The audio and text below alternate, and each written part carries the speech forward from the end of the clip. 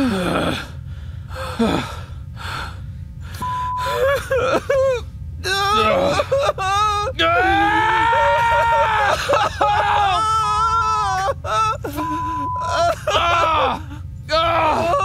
can't f***ing do this anymore! That was seriously f***ed up. We almost died. So you agree? Yes, this was insane. That was pure luck. I was not in control of that situation at all.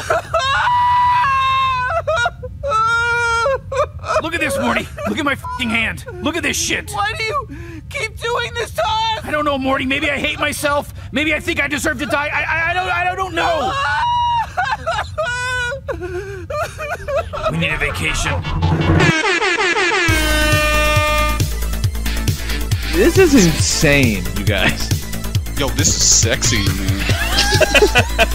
Broadcasting live from the internet, it's Tuesday night, and this is the PanelsOnPages.com podcast with your host, Lee Rodriguez.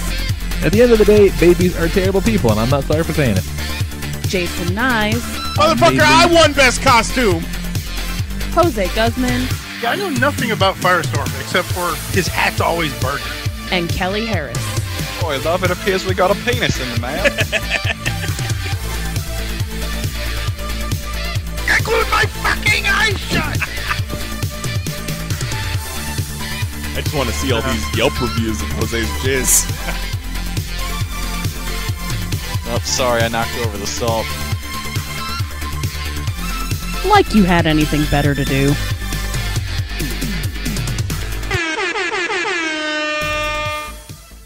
Hey everybody, it is Tuesday, August 29th, 2017. This is episode 391 of the PanelsOnPages.com podcast. You can check us out at pcn.panelsonpages.com. And on YouTube, just look for Panels on Pages. We are live on YouTube right now, even though I tweeted out the Hangouts link instead of the YouTube link. Whoops. I'm surprised we didn't get any special guest show. Yeah, we could have some co-hosts right now. So, I am your host this week, Jason Nyes, filling in for the Lord Reverend Lee Rodriguez, who is in Las Vegas, doing things that will apparently only stay in Vegas. So with me this week are my co-hosts, Mr. Jose Guzman. Reese's Peanut Butter Creamer. I'm going to find you, motherfucker. Oh, I've been looking too. And Kelly Harris. Wait, that's a thing? Yes. I've heard Walmart. Some Walmarts have it. What is the brand? The International Delight. International Delight. Okay, yeah. We were at a Walmart neighborhood. What's it called? Walmart neighborhood store or whatever the fuck it is. Neighborhood market? I think, yeah, neighborhood market, Walmart, some shit. The green. Yeah, it was actually pretty nice, but what the fuck are you guys talking about? It's like... Well, there's the Super Walmart, but now what they're doing is they're opening, like, smaller Walmarts. It's just a grocery store. It's just a grocery store. But, watch out, because... what I think some of these green markets are, and you gotta watch Publix too, man. They think there's goddamn slick, but many times, first let's go back to Walmart. I think that some of these green markets are where they're sending some of their, like, about to expire shit. Oh. It makes some sense, but you just gotta keep an eye on Publix, when they do those buy one, get one frees, be careful. Because multiple occasions, I've gotten that buy one, get one free shit, and some of the shit's stale. So watch out. Just investigative Jose journalism. Just breaking shit open, man. Illuminati. And Publix is still the motherfuckers who, 2 weeks before that Bluebell recall, they got a bunch of people sick. The E. coli. They just happened to be clearing... all the Bluebell just happened to be reduced price. Oh, just so happened to be, huh? That's what I'm saying. Yeah. Fucking watching you, goddamn everyone. But yeah, if you find that Reese's Peanut Butter Cup creamer before I do, get 2, and I'll get you up. I'll do the same. Get 3, motherfucker.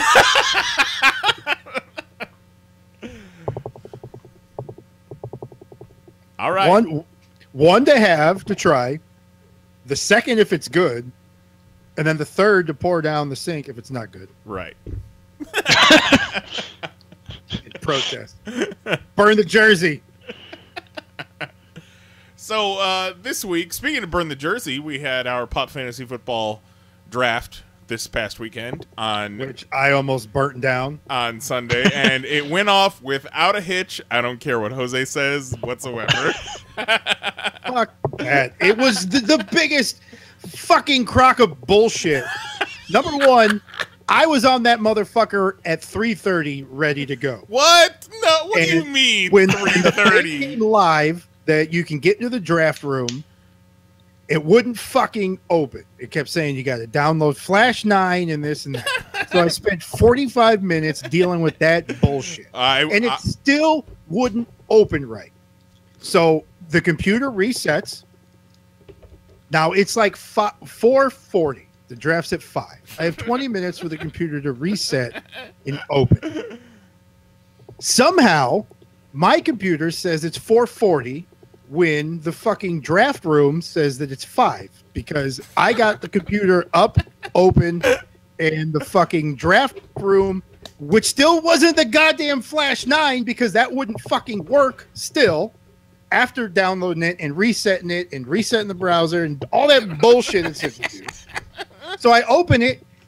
It's not even 5 yet on my laptop, so somehow my default laptop time is not the same time of ESPN because they're already on the 4th fucking pick.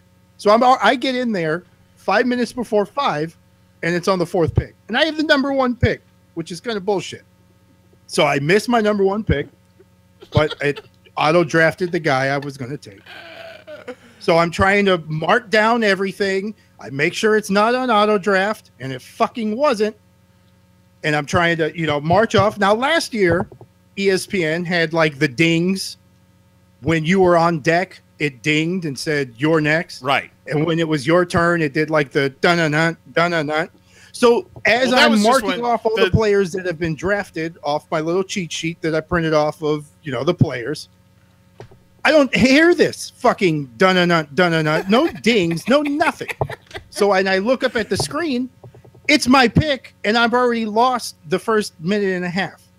So I pick the guy I want. He's in the box, and before I can hit draft, the time runs out, and it auto-picks somebody else. It doesn't take the player I have in the box. It auto-picks a fucking wide receiver. And then somehow switches to auto-draft and picks my second fucking pick, because I had the snake, so I'm drafting back-to-back. So I lost fucking 3 of my first picks. The only thing that lucked out was that the first pick auto-drafted who I was going to draft. Yeah, but you're Now still that drafting. completely changes the whole face of the draft from here on out. Because everyone has shouldn't have them, because everybody would have drafted differently. You hear that, Juan? You shouldn't have gotten Tom Brady. Oh no, Juan was taking Tom Brady. He was taking Tom Brady and a kicker. He was going to be damned if anyone picked the kicker he wanted. He said 3rd round kicker. No, I'm in. Second round. No, second. Because he picked Tom Brady first. He picked Tom Brady, then he picked Steven Gostkowski. And it's like, yeah, we surprised get he didn't take a D next. We get it. It's a funny joke, Juan, that you pick a kicker 2nd round every year, but maybe break the cycle, buddy. Yeah, maybe that's why you're always in the bottom. He says he's always like in the middle. He's fine with that. I got some talking to from my wife. She was like, "Oh, what's up, Mr. Drafting a quarterback so early?" And I'm like, "Woman, I drafted that exact same quarterback that exact same round last year, and we all know how that turned out. So, just because you're listening to a few fantasy football podcasts doesn't make you an expert." No, but no lie. The reason it wasn't dinging for you, Jose, is because you weren't on the Flash version. You were on the light it version. Wouldn't fucking open. Thanks, ESPN. The Flash version wasn't opening for me either. So it was down to the last 5 minutes before the draft, and I'm struggling. I'm about to have to use the light version. I'm like, oh man, this sucks so much. So I'm getting out the laptop. I was about to go to that, but then I Googled, and you have to allow Chrome to use Flash. at some point, and then it opened up, and it was so nice, so sweet. You hear the bin. Oh, speaking of which, since we're talking about it and all, There we go. Tito isn't gonna make it on the show tonight, so we'll play that in his honor. But at one point, my wife, who is brilliant with computers, she works in the industry. At one point, I was gonna be like, "Dear, can you come help me? I can't get Flash to work." But I just knew her response was gonna be, "Go fuck yourself." You have held that belt in my face one too many times. I am not gonna help you. She tried to make me start cooking dinner at 5 o'clock. That's pretty slick. That's pretty slick. I told her to get a snack. Make herself some popcorn. Then, motherfucker, you should have cooked at 4. The chicken wasn't even thawed yet. Get out of here. But yeah, and oh man, Jose Well, likes. go ahead and put a fucking asterisk by this season. Sure. You know, building We'll off prevail, of what though. Jose was saying, I will say, picking at the end of a snake draft fucking sucks. Oh, it's the worst. Like, you get 2 picks right in a row. That's kind of cool, I guess, but like you spend so much You wait time watching forever. other people make their picks. It sucks. Yeah, it takes too long. They should, once it gets to a certain round, they should cut it down to like 30 seconds for a pick, or an auto picks. Tito, let's do that next year. If you can do that in a snake draft, make it shorter picks. I don't think you can. I think there's just like one time limit Not that with you that- not can with that set for the attitude. thing. Because let's be honest, last year, fucking first game of the season, ESPN shit crashed. So they're kind of. Oh, that's right. I forgot about that. They kind of don't know what the fuck they're doing. Yeah, and they're ESPN, the global leader in sports. we We're couldn't like the even global leader in pains in my ass. we couldn't even watch Game 7 of the NBA Finals, or was it Game 6? Because their stupid app wouldn't work on the PlayStation. We had to illegally stream that shit off of YouTube. God damn you. But man, Jose's And been I'll even take the hit on the fucking first guy. But it's complete bullshit that just because the time expired on one pick, it automatically went to auto draft and I lost my next pick. That's without even getting the full fucking minute or two, whatever the time limit was to make my pick. It just said, nope, pick. I love it. That's the thing that's Fucking kind of shitty. bullshit. is- What were you saying, Kelly? That's shitty? Well, that it just instantly picks the other one, because theoretically you should get the next minute 30. Well, what it did was he wasn't there for his first pick, so it went through the whole 2 minutes, and then Motherfucker, I was there. yeah, but It wouldn't open. ESPN did And it not started recognize ESPN. No, it was 5 No, o'clock it by my started clock. right on yeah. time. Well, ESPN somehow my default time on my laptop is 10 minutes behind. ESPN The did world. not recognize that you were present. So after it went through the first 2 minutes, it decided that you were not there. So it then turned you but on my auto first pick, the whole time ran out. And when I was in there, it was not on auto pick. Because I even said it. I even asked, what happened on the first round? Did the whole time go, or was it on auto pick? The whole time went. Yeah, the whole time went. It Yeah. it defaults to the auto But pick. when you take an entire 2 minutes for your pick, and then it ends up auto picking at the end of the 2 minutes, then it turns on auto pick for all the future picks. So you're not Yeah, but it waiting didn't 2 do minutes. that after the first round. It I didn't? never went to auto pick after the first pick. Well, you It only did that after the second one. and then because your time ran out on the second one, you said, right? No. You well, just okay, the second one, yeah. And then it automatically picked my so second, then when the time runs out, it flips it to auto pick. which is bullshit. Jose's been talking a lot of shit about how I don't talk enough shit as the champion. So my focus this year is just talking shit towards Jose. So during the entire draft, as he's bitching about ESPN, I'm just antagonizing him, and I could feel it through the computer screen that he's just losing his damn mind. was great. Because it's bullshit. It's complete bullshit. And every time I'm the #1 pick in the draft, and I get fucked by ESPN. Hey, man. How did we decide the draft order? Was it random? Yeah, it's random. Yeah. Okay. So I was like, what the fuck did I do to get picked last? 10 of us were Yeah, there. but the ready last to pick go can be at 5 o'clock. kind of cool because you have that snake. The only thing that sucks is you're sitting there waiting forever. But you can snag 2 guys in a row that you definitely want. Right. Which I couldn't do because I got a rebound from the computer picking 2 guys I didn't want at all. Well, now you got some trade value there, bro. Oh, yeah. No, I can't even trade value because I'm just losing. There is no trade. I'm losing. I can't trade the wide receivers for the top running backs I lost because now I have no wide receivers. The whole thing's fucked. Why didn't you get more wide receivers? And it's not like, we waited a whole year to do the draft. What? You're so Now salty. we got to wait a whole fucking 2 years now. A whole year of the season and then a year of the off season. I feel like this exact scenario happened last year. No, not with me. I was fine. I had no issues drafting. It feels super familiar. Was it me? Someone back me up. Kelly thinks it feels familiar. I don't know. I feel like it might have happened.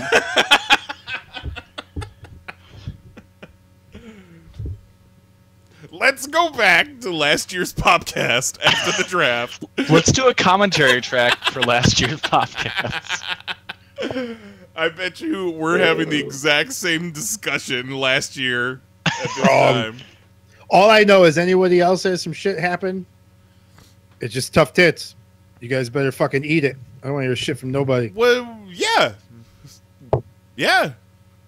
That's the way it's always been. Has there ever been special treatment in the Pop Fantasy Football? This isn't special treatment. Well, There's no special treatment. You said tough tits if anything happens.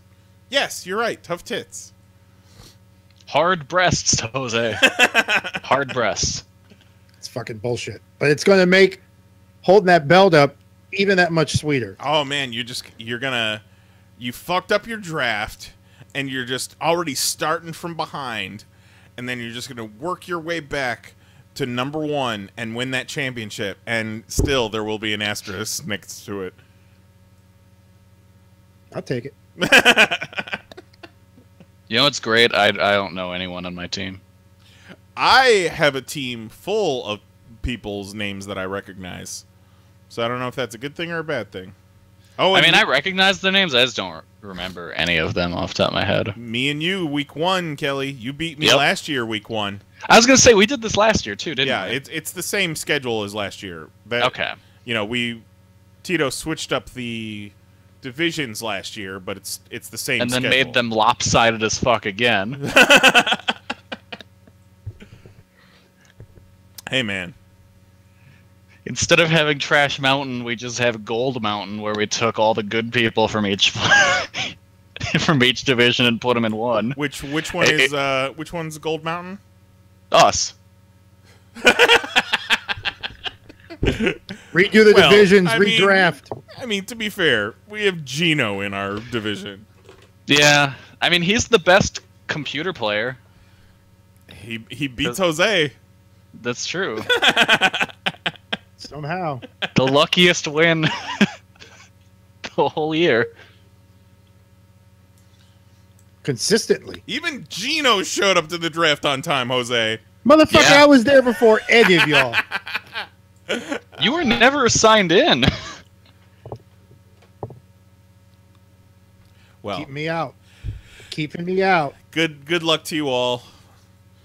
And you know what's funny is last time I was at Nice's house, I walked into to the office and he was doing some kind of snooping on the laptop. And he acted all surprised when I walked in and did that whole, you turn around and you put your hands behind your back like you're hiding something. I was like, what the fuck were you doing? He's like, nothing. Then all of a sudden I had computer problems on the draft. Yeah, all of a sudden, computer problems. Man, I I call remember. fucking- I remember when that laptop worked great. Shit. I remember when ESPN was reliable. Oh, Those This were was the on you, days. ESPN. they got cutbacks, man. They had to fire a bunch of people. Well, they obviously fired the guy who handled their websites. Yep. They kept Coach though. Oh my. He's like banging somebody's daughter or something. So the I just loaded up the standings or the divisions, and no one has changed their team name except for Vetter, and it is one of the best team names I've ever seen. Have you guys seen this? No. His team name is Drax's Famously Huge Turds. I think I'm playing him week 1. Well, his turds are famously huge, sir. One of y'all's got to beat me this year. Like, you can't let me win 3 years in a row. You should be ashamed of yourselves. I don't know what I'm doing, but I found the key somehow, some way. Yeah, buddying up to the commissioner. Oh, that's that. Getting them after week wins. Oh, let's just redo the math on this game. No, that wasn't me. You win by 0.2. That wasn't me. You did that like 3 times last year. Wasn't that Kelly and Mary 2 years ago? Something like that. Wait, what? Yeah, I think When they readjusted the points and you and Mary were tied, and then after Yeah, they we were readjusted- tied, and then nope. they adjusted the point, and I lost. I am the king of garbage time. I just want to put that out there. Adam Vinatieri hitting field goals is my jam. I didn't pick him second round like Juan does. Juan. Well, good luck to everybody in Pop Fantasy Football this year. I'm sure you those listening at home are going to really enjoy listening in on what's happening every week. It's a fun time. I think Lee's glued to the YouTubes right now. No, he is in a strip club that he and his wife meticulously researched. Did you guys see that tweet from Lee? No. They were researching strip clubs, and he said it was as meticulous as researching buying a new car because his wife is nothing but thorough. Nothing if not thorough. I figured they'd just go to Cheetah's because I know they're big Showgirls fans, and we talked about The Godfather owns that place. Yeah, that's true. So, have you guys finished Defenders? Nope. Yes. Haven't watched any of it since we last talked. But I need to go back and watch the after credit scene. I didn't know that there was one It's just after the finale. It's just that Punisher promo. Yeah, but I haven't seen that. Well, you could find that online. Yeah. Well, the plan is just YouTube it because just that's a whole YouTube it. lot of It's- setting it's- up just to fast forward to the end. Yeah, for it's the Punisher second. with a sledgehammer with a little bit of voiceover going on. spoilers. Well, come. Oh man, he dresses like Triple H? What? And then they released a new teaser for it the other day that had a bunch of Morse code and the cast and stuff like that. I haven't And watched that should either. be coming out November, I believe. I saw the rumor. I did see the new picture of Homegirl with her new home thing that I don't want to say because Kelly hasn't home seen it yet. Right. I can go off the I can put my headset down. for No, a I bit. got what he's picking up. That shit was alluded to in a headline 8 hours after Defenders was released on Netflix by CBR. Ugh. That's fucked up. Yeah. Give us some fucking time before everyone's so quick. Don't want to jump on there and just fuck it up. Like, they didn't come right out and say it, but I knew what they were talking about. But still, like, I was still kind of surprised by it in the end. I had completely forgot about it. So we'll maybe we'll wait until Lee gets back next week and talk the last 4 episodes of Defenders. Kelly? Yeah, I'll have watched it by then. Okay, well, no pressure, but at least we'll have. I'm No sure. pressure. I'm sure. Get the Lee, fuck on. Well, no, Lee finished it last week, so. We finished it like the second day it was out. Right. All right, so, and then we all watched the Mayweather-McGregor fight, did we not, Kelly? Didn't you? Yes, we did. Yeah, you even broke from watching wrestling to watch the Mayweather-McGregor fight. I did. And between the three of us, Jose, did you watch it live or did you just watch it the next day? Both. Okay. Between the three of us, how much money did we spend to watch that fight? A whole zero. Nothing. At one point, we kept going through illegal YouTube streams. At one point, we had a shitty YouTube stream that was in portrait video on the big screen on our TV, and it was someone camming their TV.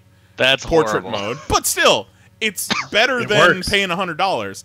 And then on Mary's laptop, we were watching a stream on Periscope, which was about the same. But every so often, one of them would get killed, and we'd have to find another one. And it was just going back and forth, back and forth, excuse me, until we found this one Periscope stream that was perfect and full screen and HD and held solid through the whole fight. But man, boxing. You got the whole fight with that? Yeah, we watched the whole fight. I watched the whole fight on Twitch. I found various Russian streams. Right. Got them Russians, baby. That's how I watched the finals. I was What's the already Russians? using Twitch to watch the AAA show. Yeah, which was And so, on Twitch for free. yes, legally. Legally, yeah. What was funny? Yeah, so I just went to the IRL section, and people were streaming out it with various other names. Yes! Yeah, trying to go through the live feeds on YouTube, you'd go to the live tab, and there would be a title like Wonder Pets, but it would be... It would have like 1,000 viewers at the time. We're like, fuck it, let's turn this on. And yeah, it was the fight. Yeah. At one point, we picked a stream on YouTube and turned it on. But, like, a lot of them were... You were getting a lot of audio from the room, like people talking or people jibber-jabbering, like, hey, subscribe, smash that like button, la la. Or, like, a Russian dude Subscribe to what? just kept... Yeah, like, I don't want to subscribe to Your your bullshit. fucking dead feed after the fight? So, we had turned... Get ready for my unboxing videos of crackers.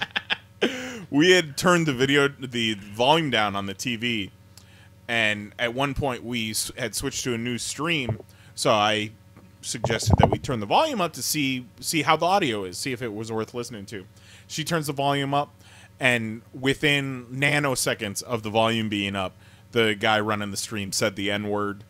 He started ranting about N-words, man. We're like, all right, sounds about right. Mute that. But man, boxing is boring, yo. Yeah, boxing's not great. Jose and I were talking that McGregor has kind of outpriced himself from fighting in the UFC. Like, he's not going to... Did you see he called out Diaz? No. So maybe he's going to try and get one more decent UFC payday. But after... At this point, they'll need to offer him like stock options. Right. Here, Like, hold on. Can you hear this? well, send me a link and I can play it over the... No, I can't hear shit. No, I can't hear anything. Send me a link and I can play it over the stream. Where do I send it? Send it to Facebook. But, you know, after getting paid so much that he did for the match against Mayweather, he's not going to want to get paid. The third fight with Nate could happen. That he said, would like you to be in the 155 division. 100%. I'm the 155-pound champion. I faced him at 170. He beat me. Then I rematched him at 170. I beat him.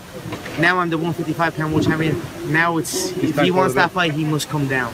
So that's a fair trade. I didn't ask for the rematch at a lower weight. I asked for the rematch at the exact same weight. I thought that was a fair play move on my half, and then I came in and I won. So now I won that, then I won the 155-pound title. After that, if he wants to fight, he's got to make that 155-pound limit. Connor, you're here with your mum. I just wonder, what did you think of it all? I'm just so proud of him. I really am. She looks good, doesn't she, Yeah. Ma? Silked out the Can't wait to Ma. spend some of his money. Relax now, Ma. Does he give you some? Yeah. Sorry? Does he give you some? Yeah. This whole thing has definitely lost its luster for McGregor for me, because before you would get him in little bite-sized bits, and in those little bite-sized bits he was great, and he was a great shit talker. But then they started doing these 3-hour press conferences for the Mayweather fight, and he couldn't fill that time. And then post-fight, man, he just wasn't talking as much shit as he used to. Yeah, but he doesn't. He still kind of does that when he wins too, though. He's not a huge. Yeah, but he was more after the fight shit talking. He was more whining about the ref stopping it because he would have rather him let him fall down. It's like, all right, dude, come on. I mean, I will say the ref seemed to get in there pretty fast on a bunch of occasions. He was done. Well, no, after the 8th round, it was over. It was done. Yeah.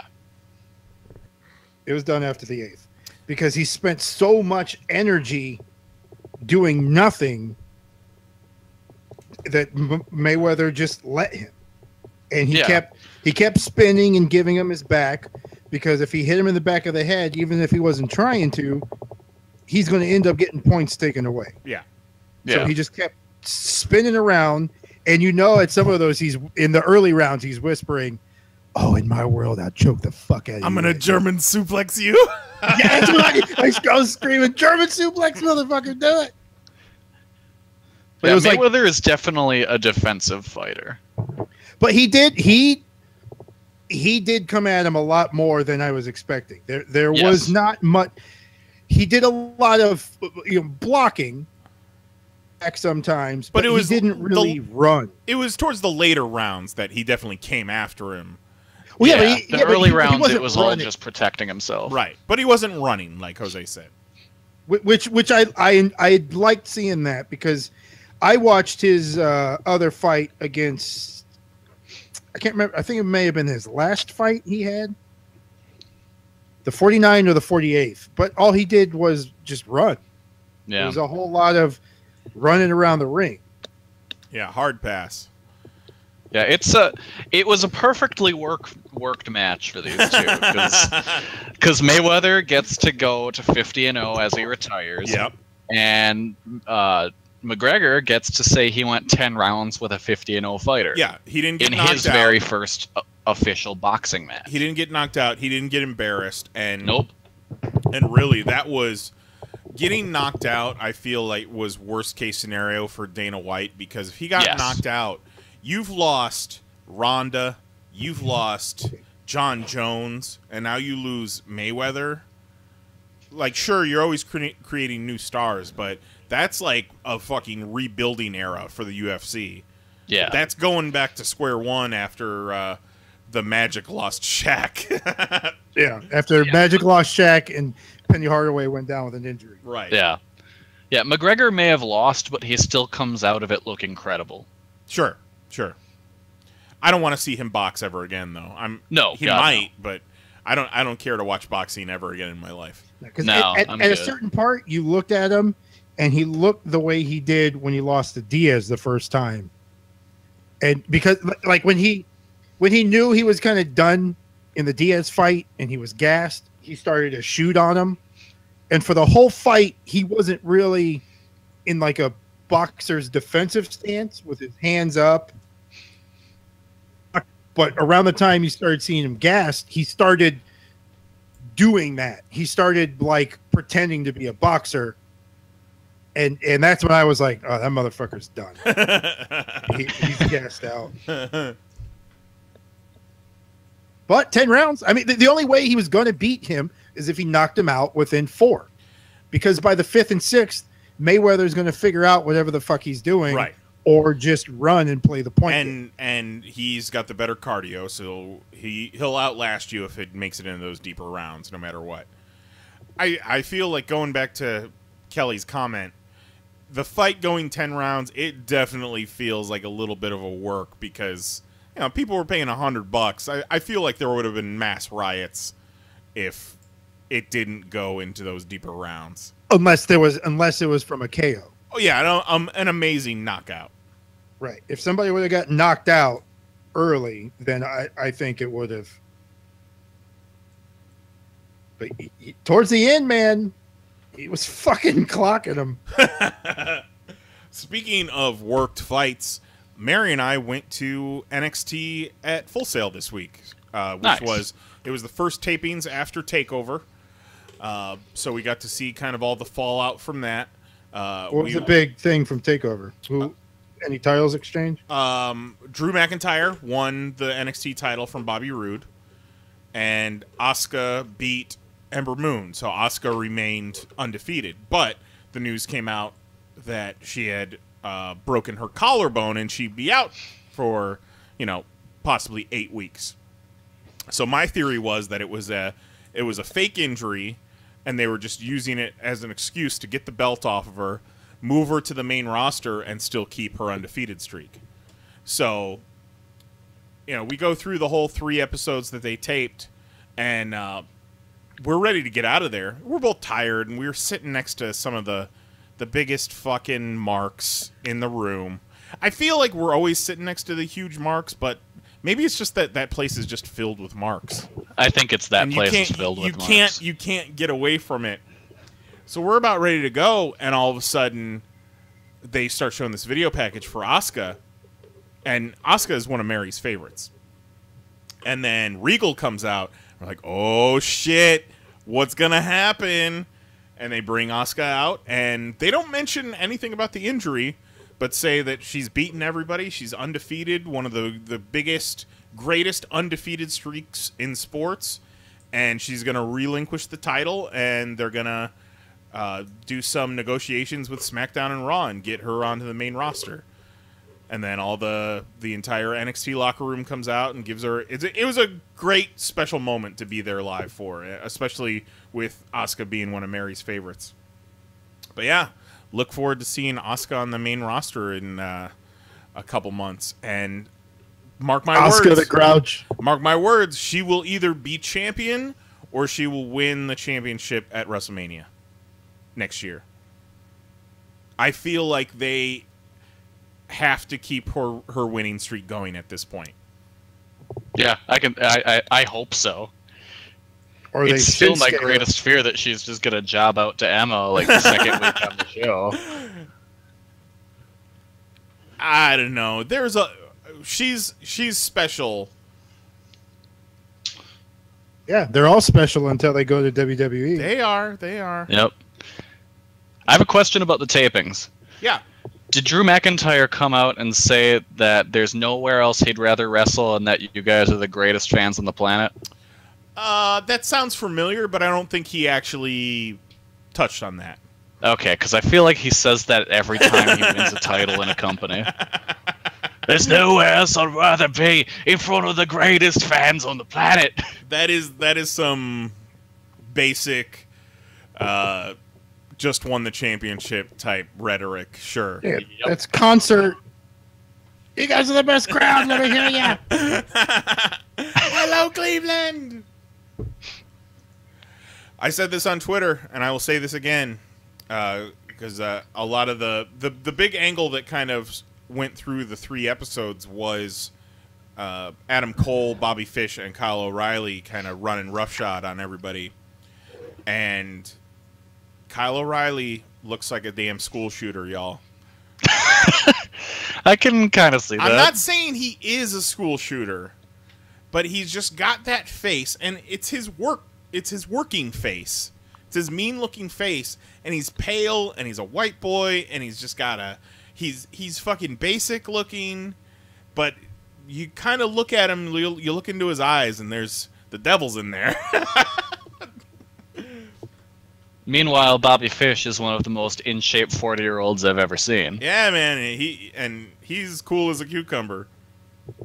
He's as in shape as that Mexican doctor guy you keep showing pictures of. Bobby Fish is a big reason why there are certain censorship guides in Ring of Honor right now. Oh, really? Because he liked to say bad words in the ring. It's funny.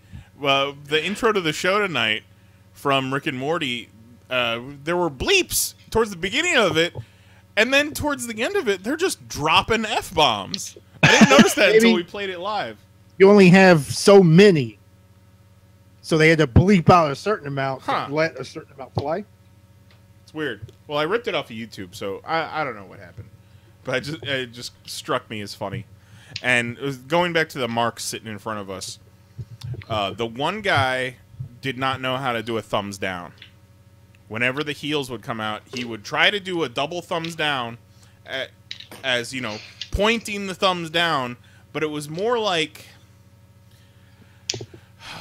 it's hard to describe, but he couldn't make a fist and do a thumbs down at the same time. He could make a fist on his own. He could do the too sweet gesture. He could do the Adam Cole baby fingers. He could do the Wolfgang W. He could do all kinds of hand signals. The guy couldn't do a fucking thumbs down to save his life.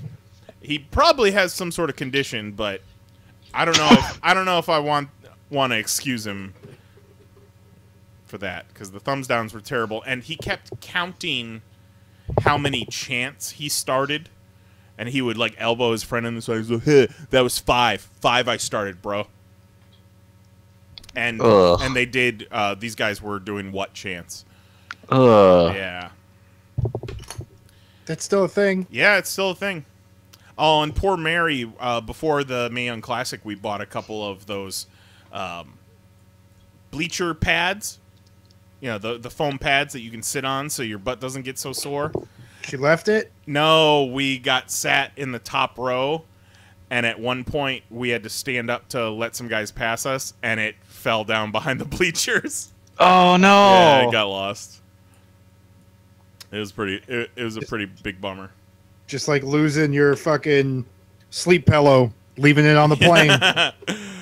I was gonna, if she would have given me the go ahead, I was gonna sneak behind the curtain and run back there and grab it. I probably would have gotten trespassed for life, but as you get tackled and fucking beat up. Now, like as you're going out the exit, like the curtain is right there to kind of go behind the bleachers, and nobody was really paying attention. I could. Sounds about right. To. So you should just put your head behind there and been like, hey, Robbie Brookside. Can you grab my thing for me? No, there was no one back there. Adam Pearce. Adam Pearce, you back there? And then me and Mary we've watched the first 2 episodes of the Mae Young Classic. We're taking it a little bit easier, but enjoying it. We haven't really spotted ourselves in the crowd yet, but yeah, the first episode I thought I saw you, and I paused it like 4 times, and then I realized it wasn't you. Just another tubby white dude with a beard and a hat and glasses. Yep, another nice cosplay. There's a lot of them there. There's a lot. So that's about it for me. What's going on with you, Kelly? Have you been watching any wrestling? Oh, have I been watching any wrestling? You damn right I've been watching wrestling. So let's start off with Saturday night. Saturday night was AAA's big Triple Mania event. Normally I don't watch, but they were streaming it for free on Twitch, so I decided to jump in and check it out. For those not in the know, what is AAA and what is Triple Mania? AAA is one of Mexico's biggest lucha promotions. They are the company that is affiliated with Lucha Underground, so pretty much all of the luchadors you see in Lucha Underground came from AAA. Whether they're still there... AAA doesn't try to sue them? No, because they're working in conjunction with them. With AAA? Yeah. Yeah, just in case their car breaks down or something. You can get your wrestling and your tire fixed at the same time? That's pretty cool.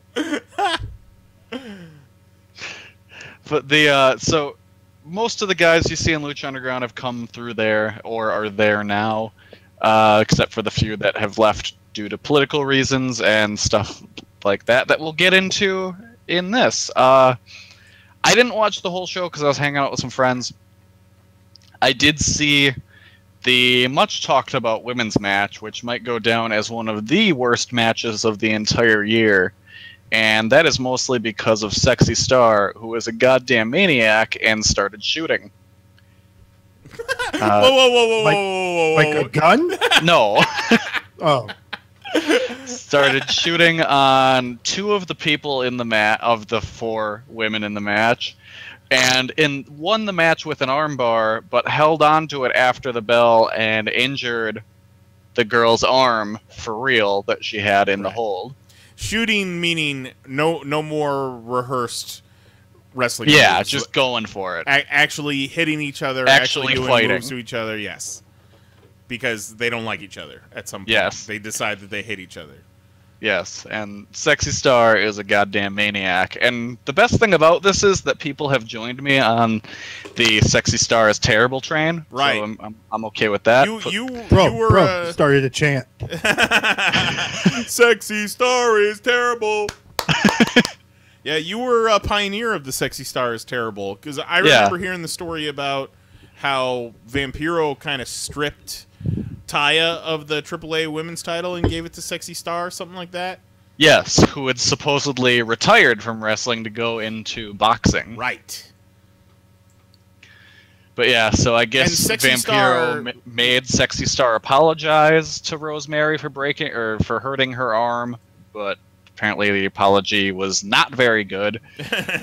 And again, from everything I've heard, she's a maniac, but from also rumors that circulate on the lucha circles, she may have some cartel ties. So, yeah, yeah, because she was the first women's Lucha Underground champion, like the main world champion, not just the women's champion. And I would argue that her run sunk that show, and because now it has like none of the buzz that it had before. And she also posed nude at some point. She was like in the Sports Illustrated body issue or something. Oh, really? Yeah.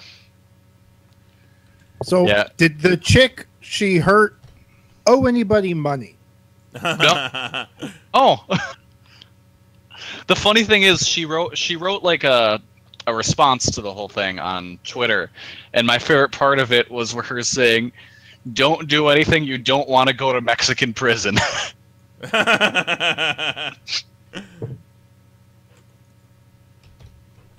But yeah, so that match was interesting. The rest of the show was all right. There was a whole bunch of WCW booking in this show. Hey, would you look at that? There is her in that body issue. All right. Naked. But yeah, there was a except whole lot for her of mask. Dudes just running in to mess to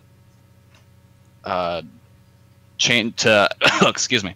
There are a lot of run-ins to mess with the match endings. One match, I don't know what happened. It was Pejano versus El Macias. And the match never really had an ending. Like, it was a hardcore match, and then maybe one guy got hurt.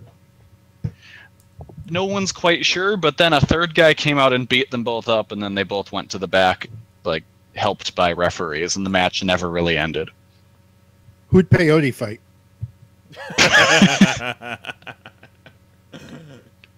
Your mind. Yep.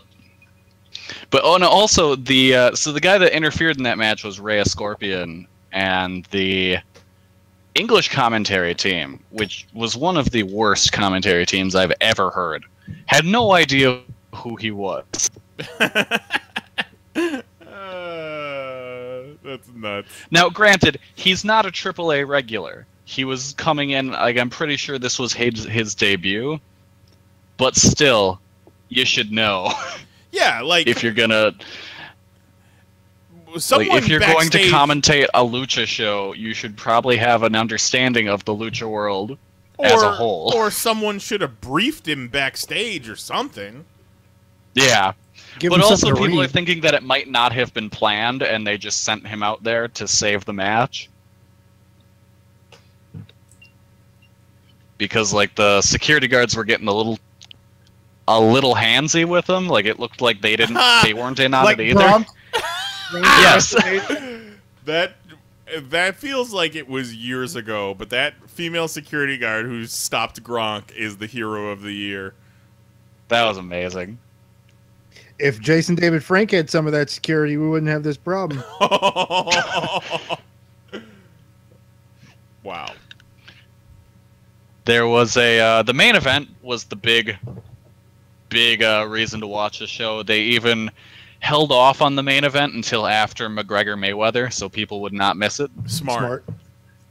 Very smart. It was Psycho Clown taking on Dr. Wagner Jr. in a mask versus mask match. And this was one of those matches where Wagner Jr., the most luchador name I could ever come up with. Going into this match, no one quite knew what was going to happen because neither guy wanted to lose. There was, at this point, no reason to take Psycho Clown's mask off, but at the same time, Dr. Wagner Jr. is a legend in the lucha world, so it'd be a real shock to see him unmasked. And the fact that everything went down clean was amazing as well, because everyone assumed there'd be some kind of interference, probably from Vampiro. Some kind of Dirty Sanchez? Yes, and Psycho Clown won, and Dr. Wagner Jr. unmasked, and it was an amazing moment. Some white guy? The post-match... No. No, he is the sexy grandpa of the wrestling world now. But yeah, it was a pretty great moment. The post match was way better than the match itself. I enjoyed the match, but the unmasking was way more emotional than the match ever was. Only a lucha can you get a guy asking his son to avenge him, and it doesn't come off as goofy at all. That picture you posted of Dr. Wagner Jr. with his shirt off, it looked like he was about 10 seconds away from fucking a 20-year-old on camera. Yeah, no, you're not wrong. Bang bros. All I picture is Jack Wagner. From Melrose Place? Right? No, I thought Wagner was like the old. Is it Jack Wagner? The actor, the old actor. Jack Wagner. I don't think he was on Melrose. I do believe Melrose Place. Bold and the Beautiful Melrose Place General Hospital. Then I'm thinking Jack Wagner, and I'm picturing somebody else's face. What is he from? Let's talk it out. Are you thinking of the guy that had that one song? No, an actor. Chuck Norris. Because Jack Wagner had that one song. Was it? I think it was All I Need. Jack White. And now I'm not so sure just where I stand. All right, that's enough YouTube. Don't want to get pulled. All right, well, this is riveting. Anything else, Kelly? So after not having a wrestling backlog for a little while, this guy, Robert Wagner. Oh, Robert Wagner. That's what I meant. I meant Robert Wagner. Okay. One of them fucking Wagners. Dr. Robert Wagner Jr. Oh, number 2 from Austin Powers. Yeah. Yeah. There you go. Continue, Kelly. But yeah, after not really having like a wrestling backlog for like a week or so, suddenly everything dumped on me this past weekend. And then for the past 2 days, I've just been catching up. You poor dear. To finish the What Culture Pro Wrestling World Cup. That was pretty solid. I'd recommend watching the Will Ospreay versus Mike Bailey match and the Will Ospreay versus Ricochet match. Those were both very good. I like about 25% of the What Culture videos. Jose and I have talked. The Blampier videos are good. Anything else is garbage. But the wrestling, I totally agree. The wrestling is decent. If Blumpy's not in it, I kind of don't. Even if I liked like the subject matter that made me click it, I turn it off. Yeah. If it's not Blumpy, I'm like, eh. If I open a What Culture video and it's Jack the Jobber, I will thumbs down it and close it. Who's the and I like the guy that he does those videos with when they're just doing like the news? That's the other Adam. Okay. But I don't know if I've seen one of his solo videos. I don't I've know only if he seen does them solo videos together. Yeah, The he's one good guy I too. really don't like is the super jacked guy. He's okay, but I don't watch any of his videos either because, like, they're always why videos. Yeah. And it takes him 8 minutes to answer the why question. Like, Yeah. you don't need I to- like the 10 things about a SummerSlam or whatever Yeah. videos. Those Yeah. are fun. Yeah, Mary and I just watched the SummerSlam 2016 video today, and then they did all those leading up to WrestleMania too. Those are solid videos. Yeah, And- those are good and- ones. And whenever Adam Blampier does the how I would book or something like that, it's good stuff. But Yeah. the other personalities I'm not into. No. Yeah, I don't on my YouTube. I don't subscribe to the What Culture Wrestling, but I do subscribe to the WCPW page because then that's just matches from their promotion. Right. We're gonna try to make Jose the Plumpy of PanelsOnPages.com. I like it. And Kelly, sorry, you're Jack the Jobber. Oh. Hang on, give me a couple months. I'll be the jacked guy. I want to see that. I want to see Kelly just fucking ripped. All right, let's get me some steroids. Call John Jones. Have they revealed I mean, if as they far- retested him or I have they I was conclusively come out and listening to- said that he's guilty? Listening to the Joe Rogan podcast that was the podcast he did after the Mayweather fight, either the day or two after. And they were talking, the John Jones thing came up, and I guess he said, like, before they announced it, they, like, tested the shit out of the piss, like, 5 to 10 times before they said, no, this motherfucker failed. See, I don't know the validity of it, but I read something that said he tested clean like 2 days before the fight, the day of the fight, and the day after the fight, but it's the piss from the day before the fight that's dirty. Huh. What they made it sound like was the day of fight, like the weigh-in. Well, the weigh-in is the day before. The day before? Yeah. Okay. Well, the weigh-in fight P. I just don't know how you can have something in your system one day and not in your system 3 other days. Yeah, Depends on that's the weird. shit you got, though. Yeah, but really, you think you can get steroids out of your system in a day? Yeah, but it depends on what it is. Sure. Because they're talking like what happened is they switched the USADA test and didn't tell nobody. So they're running off of shit that doesn't show up on other tests. And now they're running a new test that's picking up different shit. I'm just speaking half heard. I mean, this is kind of, I'm not talking truths. Right. I'm just We're not experts. saying what I heard. Yeah. I wasn't there holding the man's dick, so I don't know what happened. All I know is how fucking disappointing, man. Yeah. Because, like, he won. And he won pretty solidly. Right. And he looked Conclusively. good. Yeah. And he looked like nobody's going to stop him for the next fight. And it seemed like a turning point in his life, too. Like he was turning shit around. Mm-hmm. Just to get popped again. And especially, we just went through this. And you got away with it saying it was a boner pill. You got away with it. But that's not happening twice. No. No. What's wrong with your boners, John Jones? Why Such a raging clue right now. Classic. What a fuck! What a fuck! Yeah. So Jose, Jesus. what happened this week for you? So, I try to avoid fucking new trailers after I see the one trailer of it. Sure. So, I had not seen the new Thor 2 trailer. The one from Comic-Con? I guess the one where he greatest kind of like they actually show him talking to Hulk.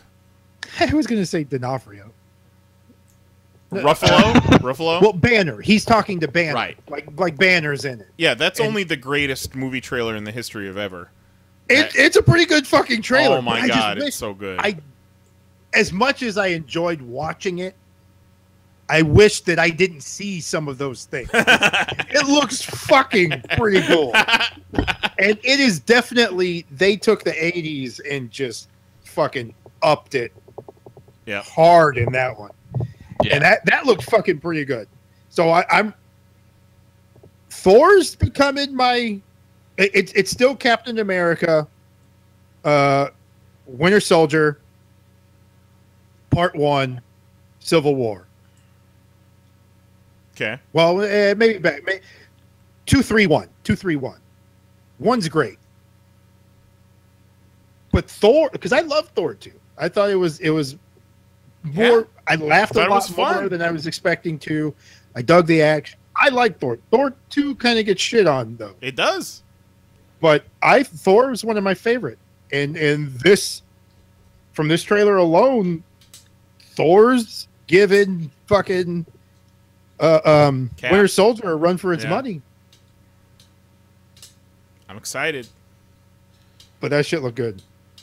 That, and I saw a trailer for The Foreigner, old Jackie Chan, and that's kind of got me interested. The Foreigner, eh?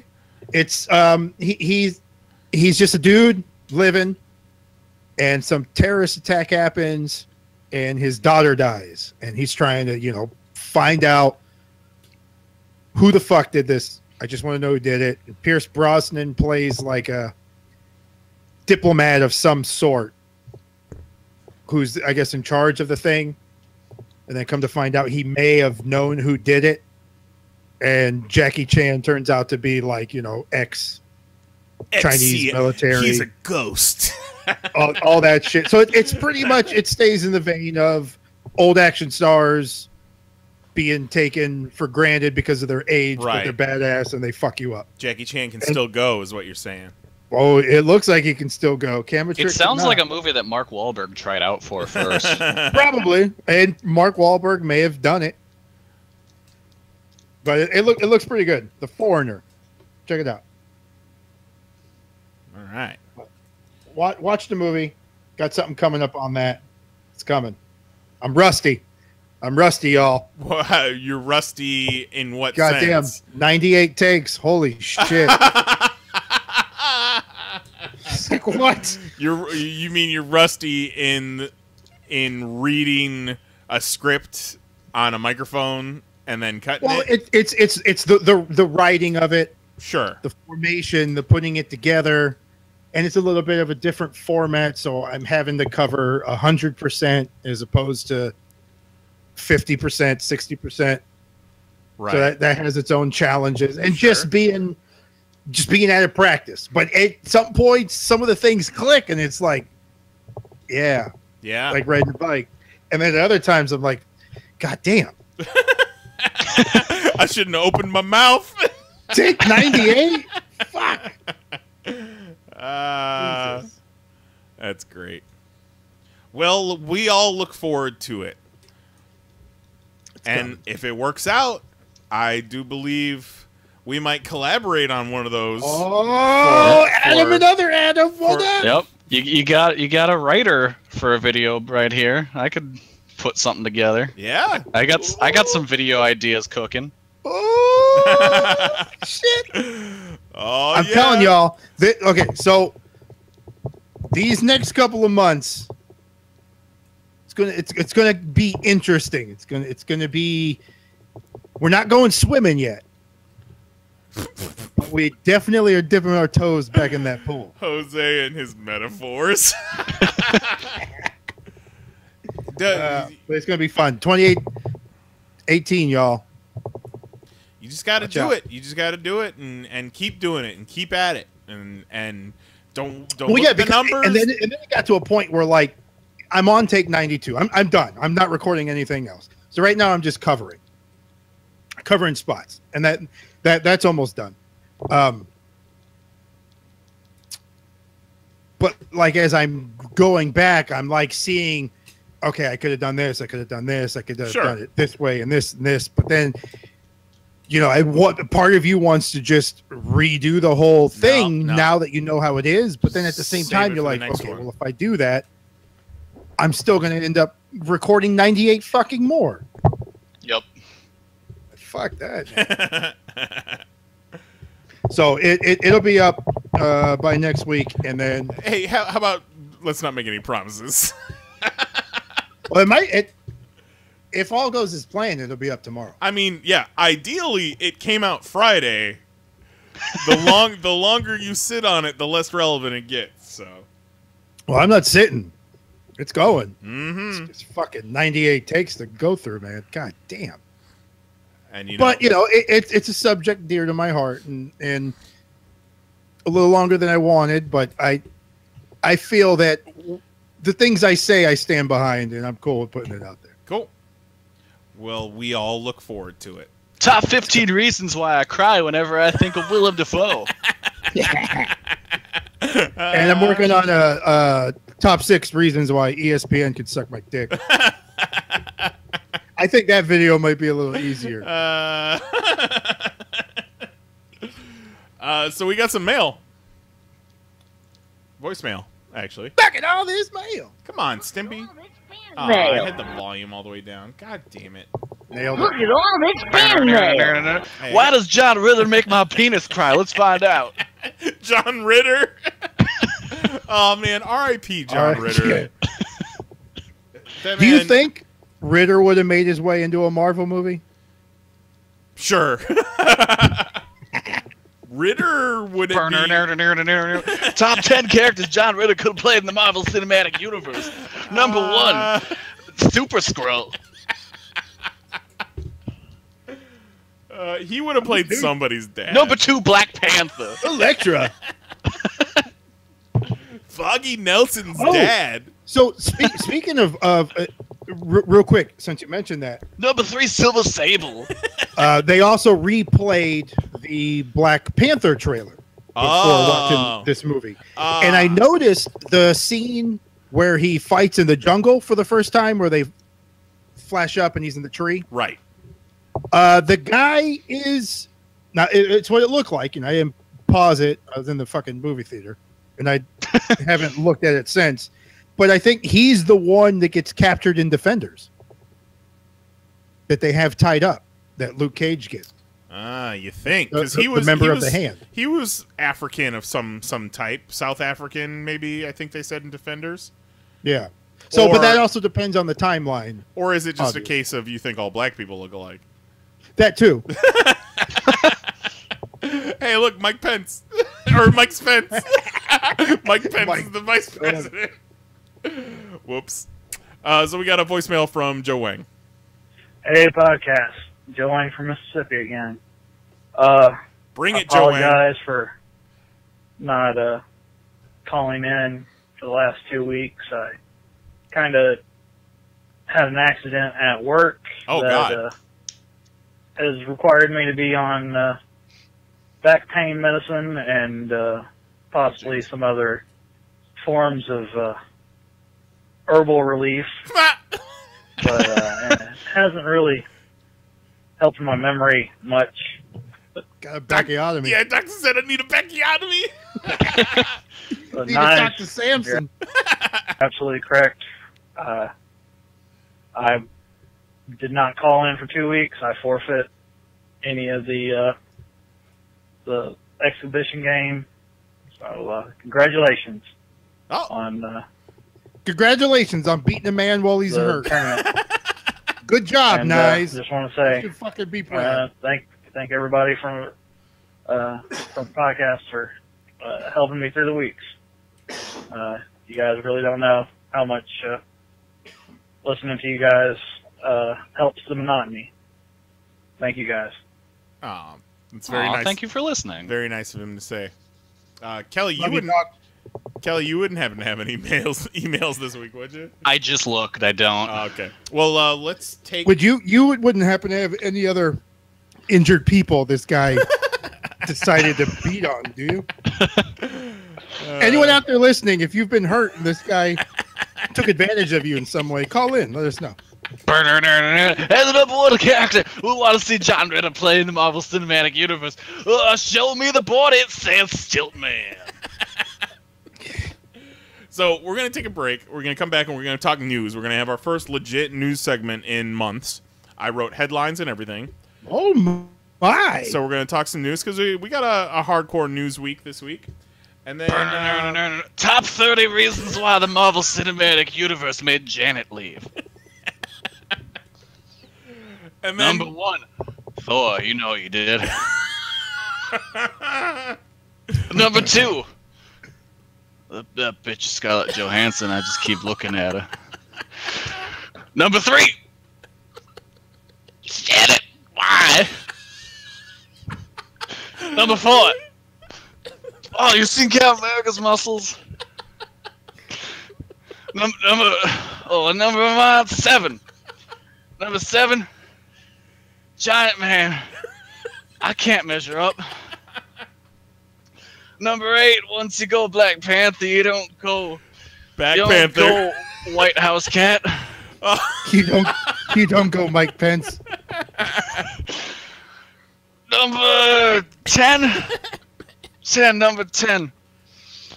The X-Men are weird, huh? All right, we'll be back in a little bit after this. Janet!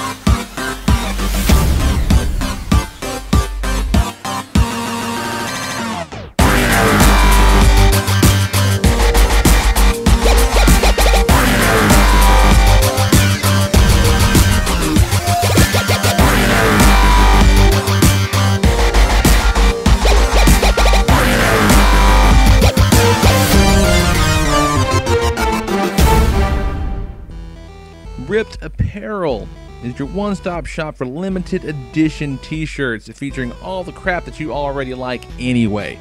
Every day you're going to see 3 new limited edition designs available only for 24 hours.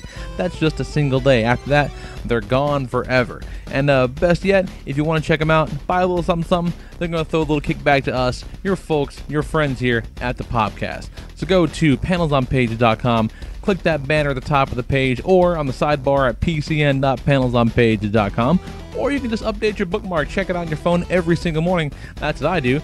Ripped, that's RIPT.panelsonpages.com. T-shirts start at just $10 and they'll kick us a little something every time. Help us keep the lights on, help us keep the podcast going, help us keep the site up, and gets you a pretty cool t-shirt, man.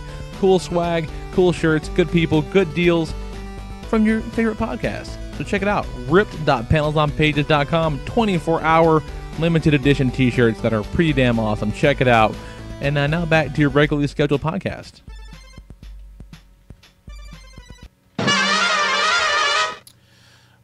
Well, it looks like I am all alone, so we'll wait a little bit to see if these guys come back on the line.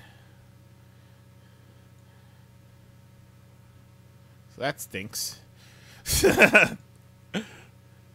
Jose closed the wrong tab.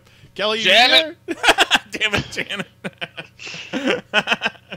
Oh, number 19. If I hadn't spent 18 hours trying to think of 22 people that John Ritter could have played in the MCU, I could have gone to your birthday party. I love this bit. My favorite part is that you sound like maybe you're if I'd been on a Game of Thrones website, we'd still be together. You always kept saying, that Jon Snow can snow me in any day. Maybe I wanted to snow you in, Janet. Damn it, Janet.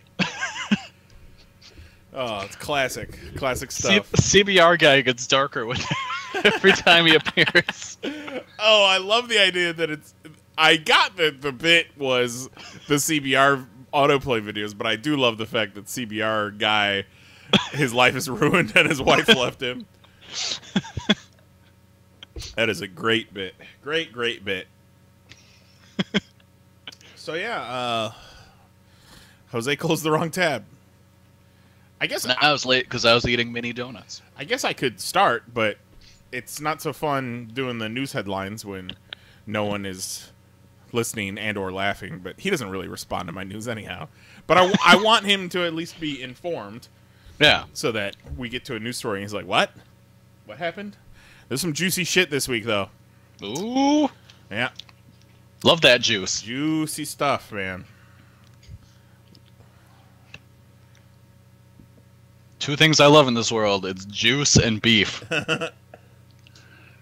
Sometimes I look at our news headlines and I think back to what my reaction would be to these news headlines 6 years ago. And I don't necessarily like myself from 6 years ago. I have definitely mellowed with age, I feel. And experience and, you know, life lessons. Got a little bit of that tranquilo. Oh, yeah, I'm super tranquilo. Could be a little bit more tranquilo if Joe Wang would send me some of his back medicine. Joe Wang sounded tranquilo as fuck. That reminds me of the day at work where I had to tell one of my coworkers to stop referring to his Luden's cough drops as Ludes. He didn't know that what Quaaludes were. That's great. And my exact words to him were, "You grew up in the 80s. You should know these things." Yeah, how do you know what Quaaludes are? Wolf of Wall Street. Yeah. And Bill Cosby. Yeah. Oh, God. Jesus. Yeah, that's what I said. I was like, that's what Bill Cosby gave to those ladies. For a split second, I was like, oh, yeah, that famous Bill Cosby stand-up bit where he talks about Quaaludes. Oh, no, that's not it. That's not the reference. The ones that he put in ladies' drinks to do things with them. Hello, Jose. We're talking We're about just having a conversation about Quaaludes. Yep. Top 10 Quaaludes to take while you're watching the Marvel Cinematic Universe. Are you there? We heard you for a split second. You know, I'm not going to pause. I'm going to keep talking because I don't want to have to re-upload the show to YouTube. Yeah. Or we'll just keep going. Yeah, we're just going to keep going. Can you hear us? Yeah. Can you hear us? There he is. Well, somehow opening up that second link changed. Did it go to auto draft again? It changed my speakers, so I was seeing your guys' bars move, but I wasn't getting any audio. Yep. Did you guys hear me? I love watching you guys' bars move. Yeah, we heard you for a split second. All right, well, I'm back, so. Well, Let's do it live. I just want to put this out there to those listening at home. You guys remember when Jose was complaining about ESPN earlier? Yeah. Let this be it Exhibit B. automatically fucking switched it. But you know what? You did also close the tab for no reason. Because I didn't want to look at it. You know how many times I've heard that fucking song? We'll do it live. Do it live. I'll write it and we'll do it live. Fuck it. In 5, 4, 3. This is the Pop Top 6-Pack of News for August 29th, 2017. Fucking thing sucks. Bad news. Justice League is said to be a direct sequel to the cinematic food poisoning that was Batman v Superman. But good news, due to reshoots and a change in director, Jesse Eisenberg's Lex Luthor has been left on the cutting room floor. Get it? Because he got his head shaved. DC Entertainment has announced their intentions to make a Joker origin movie set outside of the DC extended universe, directed by The Hangover's Todd Phillips and produced by Martin Scorsese. All of these things sound great, except for the part about the Joker origin, the part about the guy from The Hangover, the part about it being outside the DCEU, and the part about DC Entertainment being involved. But besides that, it sounds great. Hopefully that is the only weird Joker movie news we have coming out of DC this week. Well, looks like Warner Brothers is developing a Joker and Harley Quinn movie that will be in the DCEU and will have Jared Leto reprise his role as the Clown Prince of Crime. Because it seems that even Warner Brothers agrees that Joker and Harley were just barely the only redeeming qualities of Suicide Squad. Ed Skrein has left the Hellboy reboot after controversy concerning the whitewashing of Asian character Benjamin Daimlo, which he was unaware of when accepting the role. Lionsgate has since tapped Jai Courtney for the part. Not really, that's the joke part. The joke is that Ed Skrein and Jai Courtney look the same, all those white boys. James Cameron thinks that the success of Wonder Woman was a step backwards, yet 9 Avatar sequels are a giant leap for mankind. And finally, the death of a motorcycle racer on the Deadpool 2 set likely could have been prevented, as the woman was not properly trained for action movie stunts. And, well, she was a woman driver, too. Am I right? Up top. Nope, not putting my hand up. Jose. Oh, women can't drive for shit. And that is the Pop Top. My game that I play when I'm on the highway, and I may have said it on the show before years ago, but I haven't said it on YouTube yet. Whoop whoop. Play this game while you're driving. If you see somebody driving stupid, see if it's an old person, but most likely it's a woman. And that is the Pop Top 6-Pack of News for August 29th, 2017. Wow. Infotainment. I love baiting Jose into sexism. Oh, hey, man, it's true, though. Yeah, but also, you kind of drive like a maniac. I have 0 car accidents on my record. Well, I am very defensive. I am aware of the road. Okay, you have 0 car accidents on your record. No, 0. How many car accidents have you sped away from? None. I've been hit once because a woman ran a stop sign and hit me. One bad apple. Oh. That tree's been shook, sir. Them apples fell all over the road. Love you. So this might just be the CBR headline, because I'm not seeing a direct quote from anyone at DC or Warner Brothers, but it is said that Justice League will be a direct sequel to Batman v Superman. And yes, we get that. Isn't that no shit? Yeah, no shit. No shit. Yeah. Exactly. But my point is, maybe you don't want to be announcing that. Maybe let's try and forget that ever happened. Yeah, but I don't even see why that's even news. Like, why is this even something that needs to be said? Or they have to fill time, man. They can only do so many lists about John Ritter in the MCU. Fucking look at the trailer. You fucking dipshits. Well, the other piece of news to come out of Justice League this week is apparently Jesse Eisenberg's Lex Luthor has been completely cut because of reshoots. And man, I'm all right with that. Yeah, like that. You talk bad news on one hand, good news in the other, and that good news is a little heavier than that bad news. So we're not going to see Batman take on the Riddler again?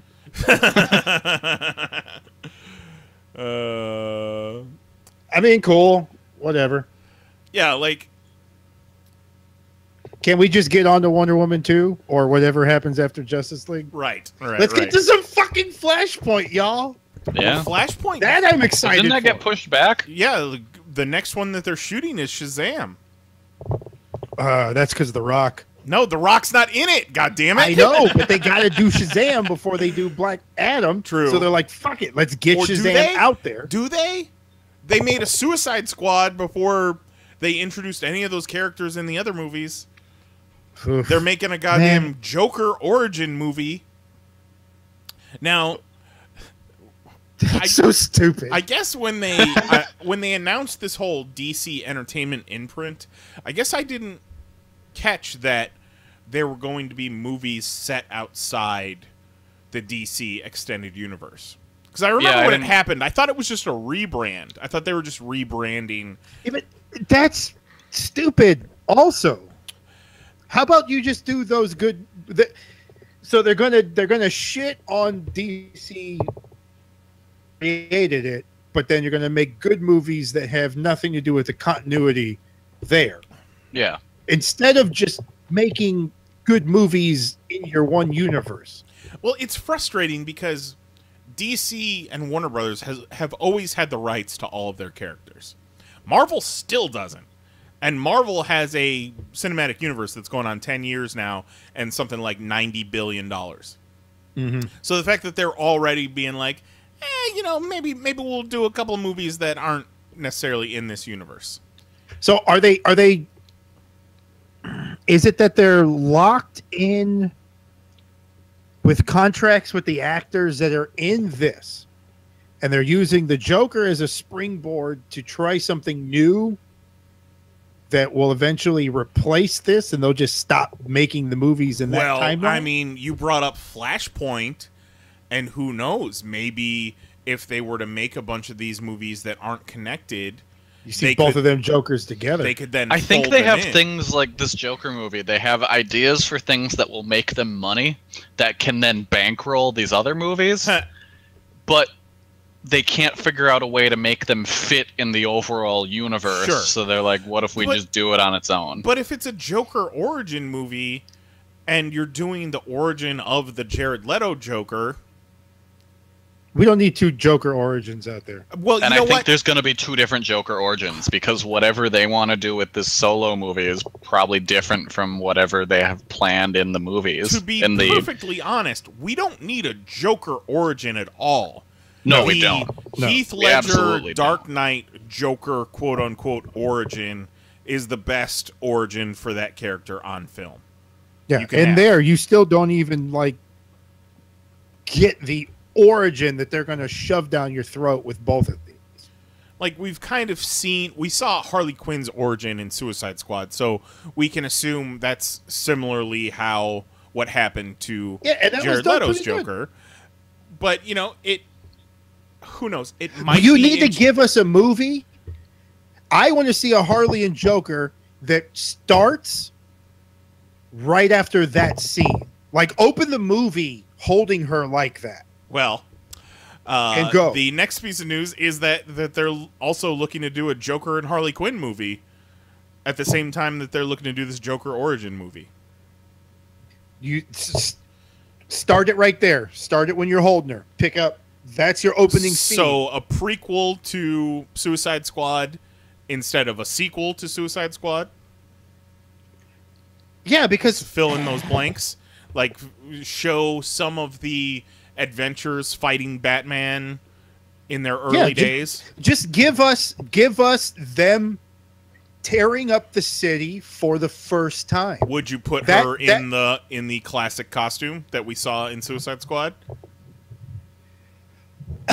Maybe I don't know because I liked how that was its own little like memory. Right. So it fit. But I don't think you do that. I think she kind of has something that is like a beginner step to what she was wearing in Suicide. What about like the Arkham Asylum nurse costume kind of? Do something like that. Because you can't have her be Daddy's Little Monster right off the bat. No. She's got to work her way up to that. Maybe at the the end of the movie, she puts the shirt on or some shit. No, wasn't it? I don't want an origin of her fucking T-shirt. You're gonna get it. Well, I find it really interesting that you seem into this, Jose, because I thought it was real interesting and real odd that these two news stories came out in the same week, as if they don't talk to each other at DC and Warner Brothers. They obviously don't. They don't. Well, okay, because I'm excited for Flashpoint, and I think, like, obviously, yes, they can keep doing worse, but at this point, you would hope that it's only up from here, and the fact that they are doing Flashpoint, doing the two Jokers, although the whole thing is fucking stupid. Just get your shit right from the beginning and give us a full universe that makes sense altogether. But because DC does lean on the Flashpoint shit, and they are doing Flashpoint, and that's interesting, you do these two Jokers, you have these two Batmans, and then eventually at some point you swap. So you have Ben Affleck meeting this other Joker. You have Thomas Wayne against Jared Leto, who has a fucking complete boner because he finds out. Well, I don't know. Man, like, it could be cool in concept. Yeah, that sounds amazing. But like, are they going to follow through? I feel like that's better suited for the Marvel universe, doing like the crossing timelines at this point, because they've gotten shit right for so long. They could fuck with that. DC and Warner Brothers haven't gotten much right. So to jump into, two characters from different universes meeting each other. You're not jumping into it. Because by the time that actually happens, you've already would have had the one Joker movie, the other Joker movie, Shazam would have came out, you would have got Flashpoint. Like, this is like an after, like Flashpoint's still a ways away. That's taking a lot for granted, but I see where you're going. Allude to that right off the bat. Like, I'm just saying, like, down the road, they could start playing with that idea. Otherwise, what's the fun of doing Flashpoint? Other than just rebooting a film universe that you shouldn't have to be rebooting already. I don't know. I'm looking at brightest version of what Warner Brothers and DC can do, and it could be pretty cool because now but they would have successfully merged two universes together before, depending on how things play out, before Marvel has even really done a true merge or crossover in some way of their Netflix and the movies. Before Marvel starts fucking around with timelines, I want to see them bring Netflix and their movie universes together before I want to see them show me Red Skull is Captain America in this timeline. I like your positive outlook. But they're gonna let me down. In order for that to happen, they all need to be on the same page, and they are not currently on the same page as it seems. Maybe by then we could have worked our way in there. Maybe. Welcome, Bernthal. We're damn near 40. which means that they're hopefully damn near 60. So we got them. The next 20 years are ours. So, next story is Ed Skrein, who was Ajax in Deadpool 1, was cast in this new Hellboy movie as Benjamin Daimyo, who is depicted in the comics as Japanese American. And Ed Skrein, white as fuck. Looks like a skinny Jai Courtney. So, as is per the norm, when a lily white dude gets cast as, or a lily white anyone gets cast as a person of color in a movie, a TV show, it causes an uproar. And again, in my old age, I have softened, rightfully so at this point. Apparently, Ed Skrein did not realize that the character was Asian American, and he saw the backlash, and he goes, oh shit, I had no idea. So he left the project. And he posted this on Twitter. Let me read it out loud. Last week it was announced that I would be playing Major Ben Daimyo in the upcoming Hellboy reboot. I accepted the role, unaware that the character in the original comics was of mixed Asian heritage. There has been intense conversation and understandable upset since the announcement, and I must do what I feel is right. It is clear that representing this character in a culturally accurate way holds significance for people, and that to neglect this responsibility will continue a worrying tendency to obscure ethnic minority stories and voices in the arts. I feel it is important to honor and respect that. Therefore, I have decided to step down so the role can be cast appropriately. Representation of ethnic diversity is important, especially to me as I have mixed heritage family. It is our responsibility to make moral decisions in difficult times and to give voice to inclusivity. It is my hope that one day these discussions will become less necessary and that we can help make equal representation in the arts a reality.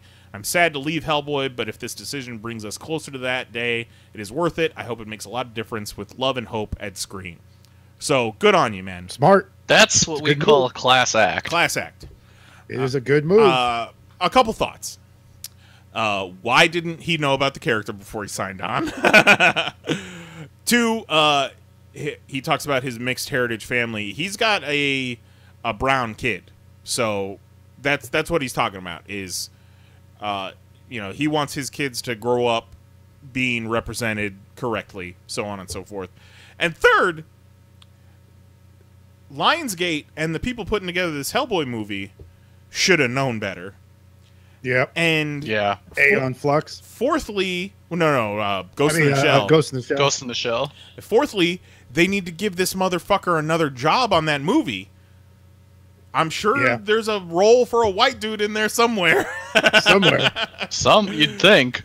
Well, his agent probably just told him, look, it's this general on Hellboy.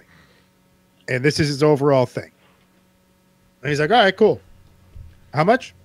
All right, cool. But again, nobody knows what the fuck comic book characters they're playing. I feel like there's a lot of people that there's some research before going into it.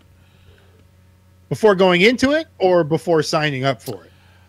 Before signing on to a project. Yeah, I'd bet more after they sign. Yeah, I would say more around script reading time. They kind of research their comic character, and they're like, "Oh shit, he's black." They probably only ask like, "Oh, do I have to wear like 1,000 pounds of makeup?" No. All right, cool. I gave him the benefit of the doubt, but you guys are right, because didn't Benedict Cumberbatch walk into a comic book shop in his fucking costume to buy Doctor Strange comics? Yep. So he was a little far in the process already. Yeah. But I feel like I remember... He's like, wait, I'm not a surgeon the whole movie? I feel like I remember Bernthal being spotted buying Punisher comics before it was announced. Or maybe it was after it was announced. Yeah, but that was because of us. That's a special... Yeah, we got word to him. I did not include this in my news, but speaking of Bernthal and the Punisher, there is a rumor that since they're delving into Frank's military career, there is a rumor that one of his military comrades will be a character named Mark Spector. Does that sound familiar to you guys? That's Moon Knight. So, just wanted to put that out there. It's a rumor. It's a rumor. Oh, that'd be so fucking cool. So good for Ed. Moon Knight. Good for Ed Screen. Sorry, Jai Courtney gets most of your work. James Cameron. Speaking of starting a Twitter shitstorm. What the fuck? Go back to the ocean. You know why he did it? Why? Promote Terminator 2 3D. Because nobody wants to see these goddamn Avatar movies. Go back under the sea. James Cameron, in a recent interview with the Guardian, the acclaimed director explained that he felt the film Wonder Woman was far from a milestone for Hollywood, explaining that the film is simply male Hollywood doing the same old thing. And the quote from Cameron is such: "All of the self-congratulatory backpatting Hollywood's been doing over Wonder Woman has been so misguided. She's an objectified icon, and it's just male Hollywood doing the same old thing. I'm not saying I didn't like the movie, but to me, it's a step backwards. Sarah Connor was not a beauty icon. She was strong, she was troubled, she was a terrible mother, and she earned the respect of the audience through pure grit. And to me, the benefit of characters like Sarah is so obvious. I mean, half the audience is female." So essentially, what I get from Terminator plug, what I get from his comments is, she's too hot to be a feminist icon. Let me tell you something. Dude never saw the movie. Just from how he was talking, dude did not see Wonder Woman. He saw the trailer. He saw pictures of her. He made all of his judgments from that. He has not seen the movie. Before the interview, he was in the comic store buying a comic book. It's just such a weird stance to take. I mean, he's been in the Marianas Trench for so long. When did we have the time to see it? Like, you had to have been living on a submarine for the past year to not get Wonder Woman and to not get what's going on and to make comments like that. Or you're just trying to sell Terminator. What Terminator are you talking 2. about? Terminator 2 3D. Is it coming out on 3D Blu-ray or something? No, they're re-releasing it in the theater. Oh, are they? Yeah. That's why they're fucking talking about Sarah Connor, is because he's trying to fucking sell. That's the only reason why anyone's talking to James Cameron right now, because no one gives a fuck about Pandora unless you're buying a ticket at Disney. But Terminator 2 3D is coming out. They're re-releasing it in the theater in 3D. James Cameron's comments notwithstanding, I would fucking see that. But obviously, the backlash to Cameron was it was a tsunami, and he deserved all of it. But my favorite is straight from Patty Jenkins herself, director of Wonder Woman. James Cameron's inability to understand what Wonder Woman is or stands for to women all over the world is unsurprising, as though he is a great filmmaker, he is not a woman. Strong women are great. His praise of my film Monster and our portrayal of a strong yet damaged woman was so appreciated. But if women have to always be hard, tough, and troubled to be strong, and we aren't free to be multidimensional or celebrate an icon of women everywhere because she is attractive and loving, then we haven't come very far, have we? I believe women can and should be everything, just like male lead characters should be.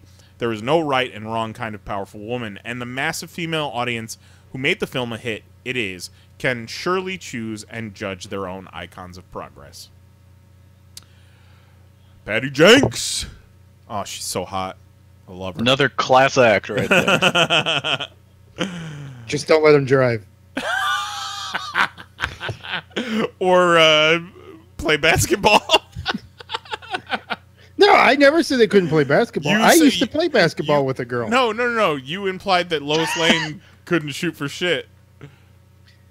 Yeah, but that's based off of Lois Lane. That's based off of what I've seen of Lois Lane. Nothing that I have ever seen of Lois Lane makes me think she can shoot the ball. That's not because she was a woman and I didn't think she could shoot for shit. I don't think Lois Lane can shoot for shit. not women of all women's, Lois Lane specifically. Show me a shot of anyone who's played Lois Lane shooting the ball. Let me see what it looks like. Let me see your form. I don't just fucking googled believe it. Amy Adams basketball. She's at a basketball game. Mm-hmm. She didn't drive there.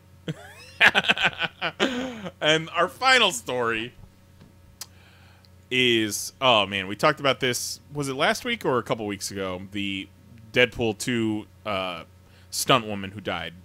Couple. So, apparently, she was not a stunt woman. She was a motorcycle racer.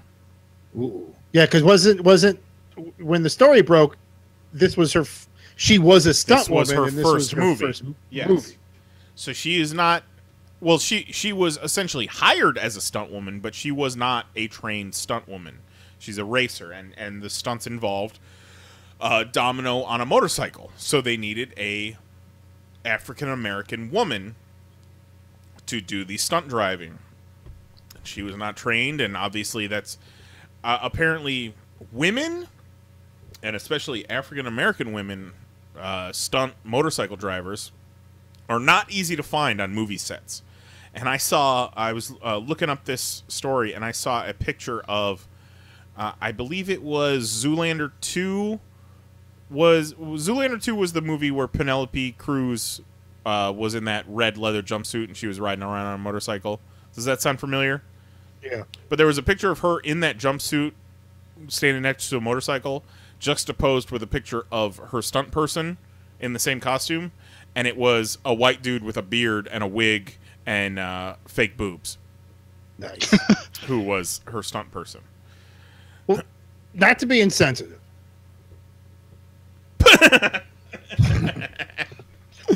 So hearing that news, my first question is, so who's at fault? Did they hire somebody who couldn't do the job of what they were asking for? Or did somebody fudge a resume and got a job they shouldn't have been doing? No, they insisted that she do it. Yes. Okay, so... Because they had another stunt woman ready to do it. And the directors insisted that this girl do it because she looked more like Domino. Even though she's not a stunt woman, she's just a racer. Right. Eesh. Yeah, apparently, and y'all the stunt fucked up. the stunt team was very much like, hey, she's not ready. Like, we shouldn't do this. And the producers forced them to do it. Producers. That is the story. And producers includes Ryan Reynolds. Possibly Ryan Reynolds. We don't know if Ryan Reynolds forced this woman to do this stunt, but he is one of the producers. Yeah, but regardless, if there are criminal charges brought against the producers, he's going to be a part of that. Yes. Yep. Well, we know where most of that box office money's going. Yep. So yeah, at first it was very sad that something like that happens, but we hear about deaths on movie sets every so often, maybe once every 2 years or so.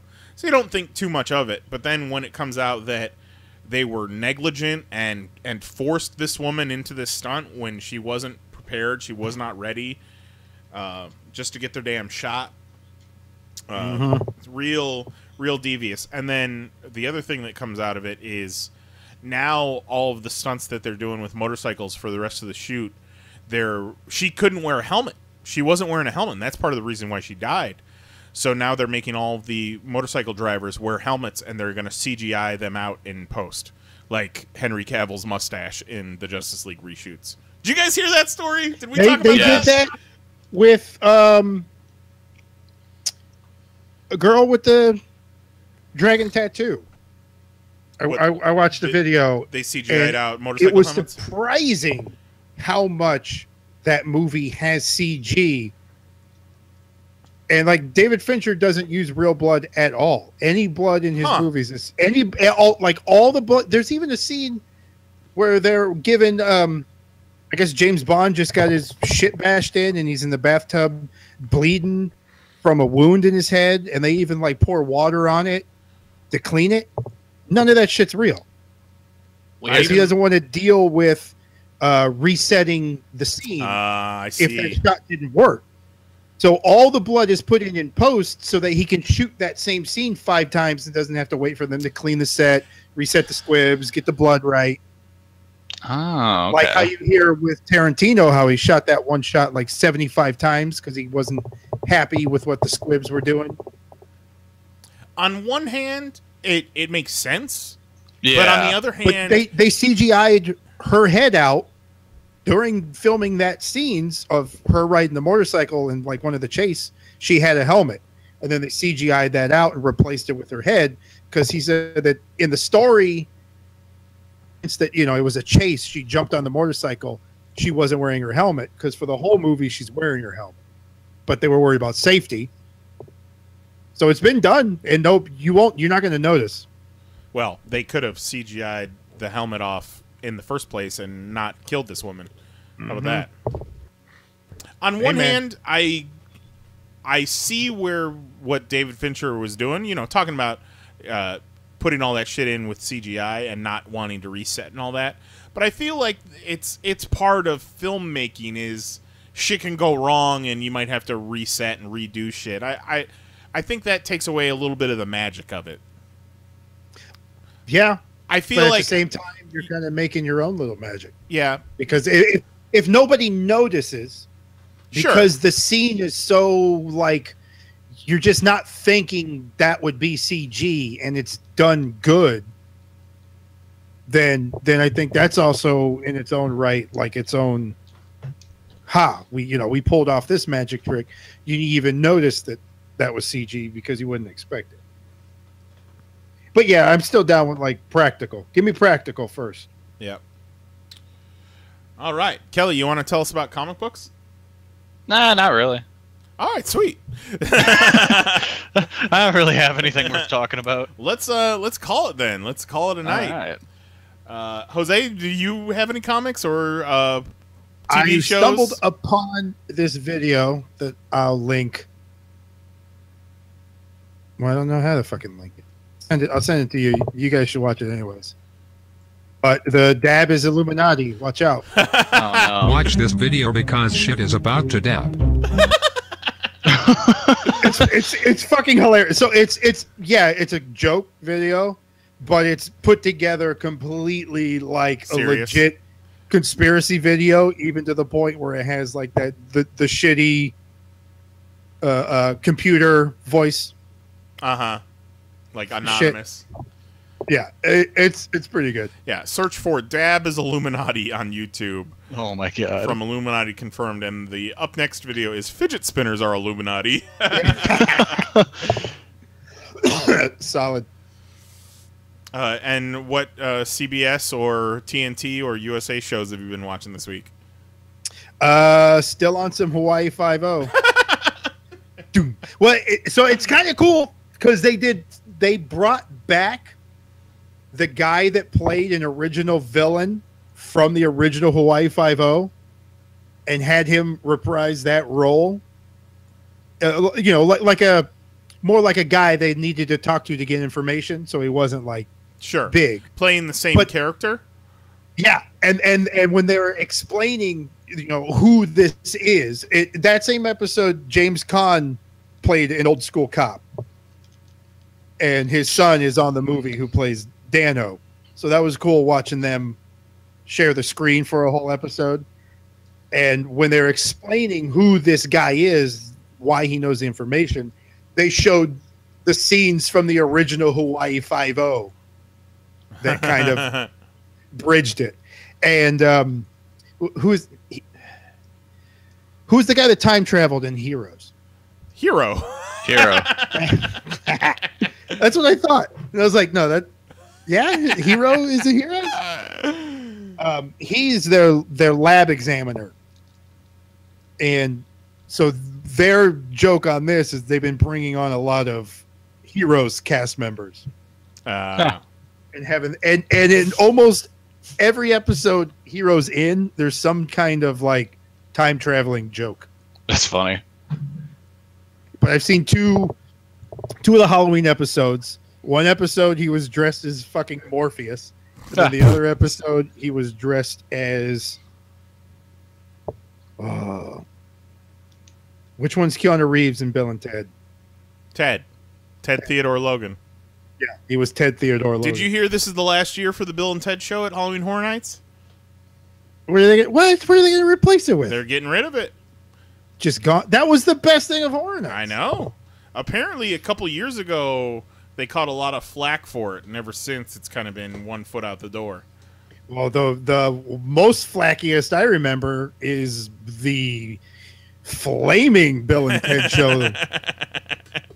Like, and I ain't talking fire, folks. It was super gay. Yeah, like it was the gayest thing I've ever sat through. And nothing against gay. I mean, they drive better than women. Oh, Jesus. Nothing against gay. Oh, God. What I'm saying is Jose, like... stop saying things like that. He's an old man stuck in his ways, Kelly. A Bill and Ted show. 50 hunky, half-naked loop dudes dancing. Yeah. I don't remember that having anything to do with Bill and Ted. Yeah, for those listening at home that don't understand what we're talking about, every year Universal Studios does a Halloween Horror Nights. They do haunted houses and scare zones, but for years, for 25 years, one of the big draws of the Halloween Horror Nights was the Bill and Ted's Excellent Halloween Adventure. It was in their big... it used to be in the old Wild Wild West show stadium. And it was Which essentially... is now the Fear Factor. Right. It was essentially Bill and Ted and the phone booth would transport a bunch of the pop culture characters from the past year, and they would have a storyline where the bad guys were fighting the good guys, and then at the end everybody would dance. It was very it was kind of like along the same tones of like Scary Movie and shit like that, where you just got different pop mix culture, of jokes from the year. Yeah, and different pop culture characters interacting. It was great, you know, Scary Movie notwithstanding. But yeah, apparently it's on its way out. Kids these days just don't know what the fuck Bill and Ted is. Probably. Yeah, that's the problem. Everyone's like, who? A what? That can we do it like a Halloween show where like an iPhone and an iPad travel through time and there's were an there a app? bunch of greased up dudes because of Magic Mike then? No. This was before Magic Mike's time. Yeah. Magic Mike didn't exist. Never mind. I will concur with Jose that this specific year, it was probably what 2000. Something, yeah, but there was also like I had some inside track, some knowledge, and I'm pretty sure a couple. What I was told it was that year's show was written by gay dudes, by like a gay guy. Yeah. It had kind of changed hands, and it went over the top like Liza Minnelli gay that year. Oh, it has not. That's gay. It has not touched that level ever since. You get Liza Minnelli up in there. I mean, it was like. It's like it was as the if queer as folk level. the Parliament House put on the Bill and Ted show. The Parliament House is our local gay club/hotel here in Orlando. A lot of gay sex going on there. All right, so that's the podcast. Took a weird turn at the end. But... Yeah, it did. It always made a does. drag show look straight. Yeah. So we will be doing this again next week, I assume. We'll have Lee back. It will be September by then. And maybe he'll tell us about Las Vegas. Maybe that shit will stay in Vegas. And we'll recap the last 4 episodes of Defenders. I'm sure Kelly will have wrestling to talk about. Oh, I always do. Hopefully by then, Jose will have put a video up that he can promote and that we can talk about. Dab will still be Illuminati. Dab will be Illuminati. If you want to get in touch with us, listen to the end of one of the old episodes because I don't have all that information on me right now. But, you know, email popcast@panelsonpages.com. We got phones. Voicemail. We got touts. Voicemail, that shit's in the show notes. Definitely subscribe on YouTube. You can listen on TalkShoe. You know, find us on iTunes and all that stuff. Subscribe on YouTube. Leave a like. Be sure to smash that like button, fam. Smash that motherfucking like button. You know what? And if you're listening on YouTube, leave us some comments, too. We have not gotten any comments. And I feel like we're really stepping up our game lately with moving into the YouTube realm. And I feel like we deserve a little bit of praise. And not just Joe Wang on his back medicine. He got a backiotomy. And voicemail. Let us know if you find us somewhere on them deep Russian YouTubes. So, that being said, we will see you next week for Jose Guzman, Kelly Harris, Lee Rodriguez, who is not with us this week. I'm Jason Nyes. This has been PanelsOnPages.com Popcast, and we'll see you next week. Love you, kids. Bye.